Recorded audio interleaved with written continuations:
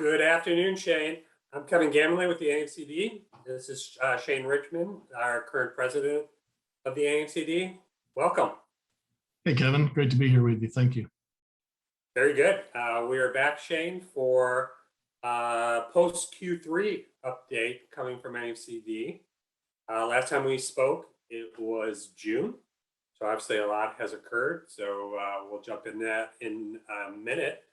But I did want to remind our members, these quarterly updates are our opportunity to just give them an update on what's going on with the association, but also hear from one of their peers about what you're seeing in the marketplace, especially since your company covers a big footprint.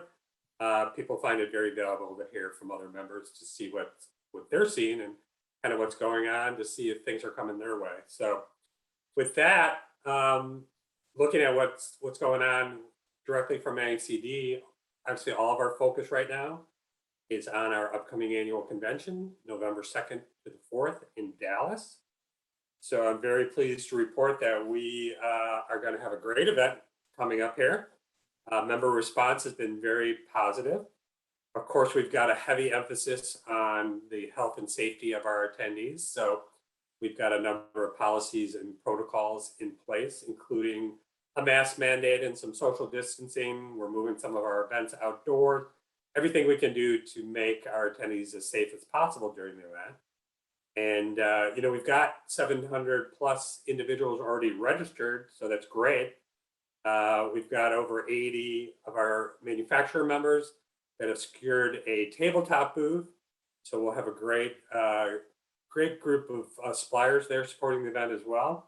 We've got a really strong educational program lined up. So a lot of excitement building up since we haven't been together in person in almost 2 years. People are super excited to reconnect with their peers. So at this point, our call to action for distributors is, if you haven't registered, please do. Also note that as a registrant, you've got access to the attendee list. So please reach out to those manufacturers that you'd like to make sure that you have time to meet with in Dallas and line up some of those appointment times. For our manufacturer members, if they haven't already signed up for their tabletop booth, they should make that happen as soon as possible.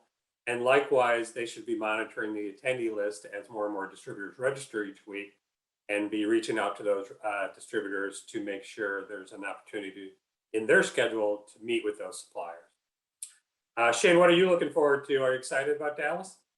Yeah, we are. It's been obviously we've all been really challenged over the last couple of years as far as in-person events go, and I know that our team has already reached out to a few of our supplier partners and a couple of new potential supplier partners to meet with them while we're in Dallas, and we're just really looking forward to being around everybody again and being in that in the convention environment, to be able to see some of the newest things that are happening in the flooring industry live and in person.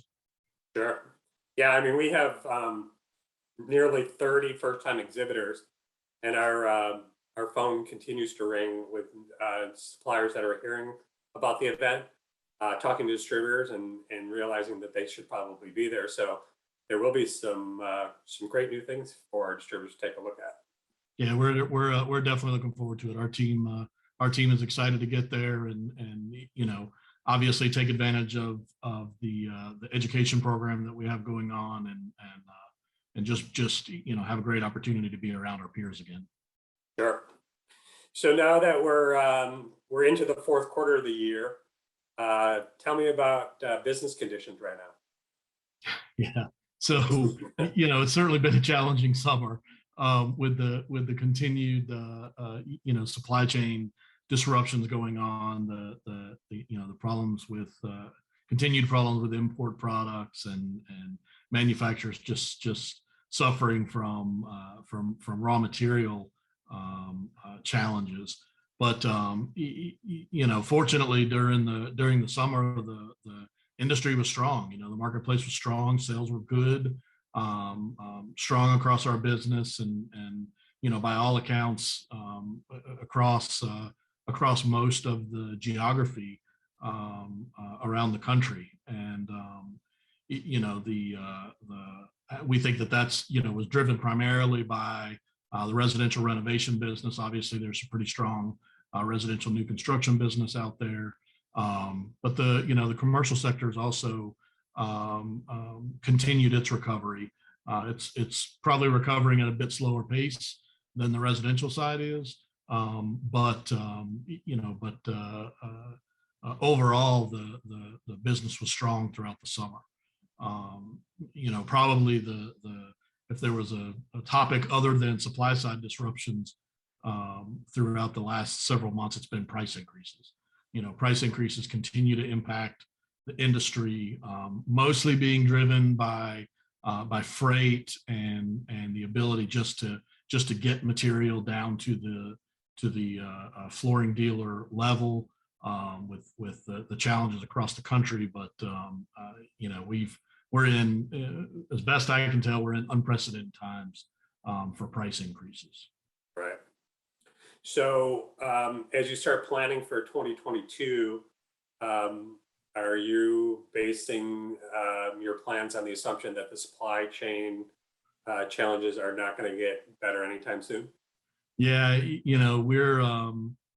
we're really looking at this disruption to continue at least into the beginning part of next year. As far as I can tell, nobody has that crystal ball that's telling them exactly what's going to happen early in the year.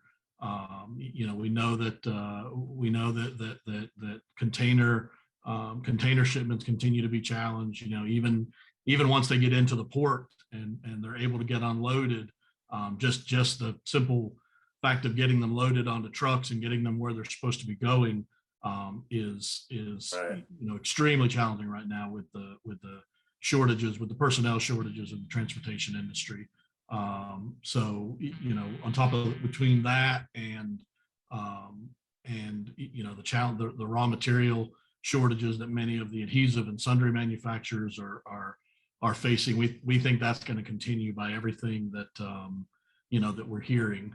I typically like to be an optimist, so I feel like things are going to get better in 2022. But the realist side of me says it's probably going to be second or third quarter before we see any real relief on the supply side. Okay. All these pressures, for distributors to even get product to sell, what is that? How is that impacting the distributor manufacturer relationships currently? Yeah, it's been an interesting year with supplier relations, right? I would say they've definitely been more strained in 2021 than they have been in years past, mostly because the majority of our communication is about the inability to get product and not knowing when something's coming in and trying to have this constant kind of communication over scheduling and how we can best get product to our flooring contractors and floor covering stores. But I think the other side of that has made us closer to a lot of our supplier partners because we have this kind of constant communication going on, right? We're talking very openly about challenges on both sides of the business. They're sharing with us what's impacting them. We're sharing with them how we can try to work together to resolve some of these issues. We've certainly had to make changes in the way we bring product in, where we bring it into, and I think that working closer together in the end will be a positive for all of us. Okay. What is exciting you most about 2022? Well, I'll be very excited to be moving away from the pandemic and back to whatever normalcy means, both on the business side of things and the personal side of things. I think that the increased volume we're seeing in the flooring industry is going to continue, and I'd be most excited to see the commercial sector start to normalize and see some real growth there next year also. Okay. So your role as NAFCD volunteer president will come to an end here in a couple of weeks at our Dallas convention. It's been an interesting past year, obviously. How was your experience as president? Yeah, interesting is definitely the word that I would use. Being part of the NAFCD volunteer board it's not it's generally not a short-term commitment, right? It's something that you're on for multiple years. So it's kind of one of those processes once you get on the board and the executive team, then it kind of culminates in the presidency. And it's really the year you sort of look the most forward to, right? It has the most activity in it. There's the most face-to-face meetings and planning and things like that. And I would say that if I knew this is what my president year was going to look like, I don't know that I would have been looking forward to it. It's certainly been a lot of a lot of working differently, I think, than what I expected. But I think being able to work with the other board members, from around our industry that are committed to helping our distributor members, grow their business and help them along through their business has been very rewarding. I think the opportunity to get to work with the NAFCD professional staff that supports the board and works diligently every day to help us implement our priorities has been a great experience. And I'm very happy to be able to cap off my year as president at our in-person convention in Dallas in just a couple of weeks here. Great. Well, we thank you for your leadership this past year and helping us navigate, through some uncharted waters. And we look forward to seeing you in Dallas. Thanks, Kevin. I'll see you in a couple of weeks. Thanks, Shane.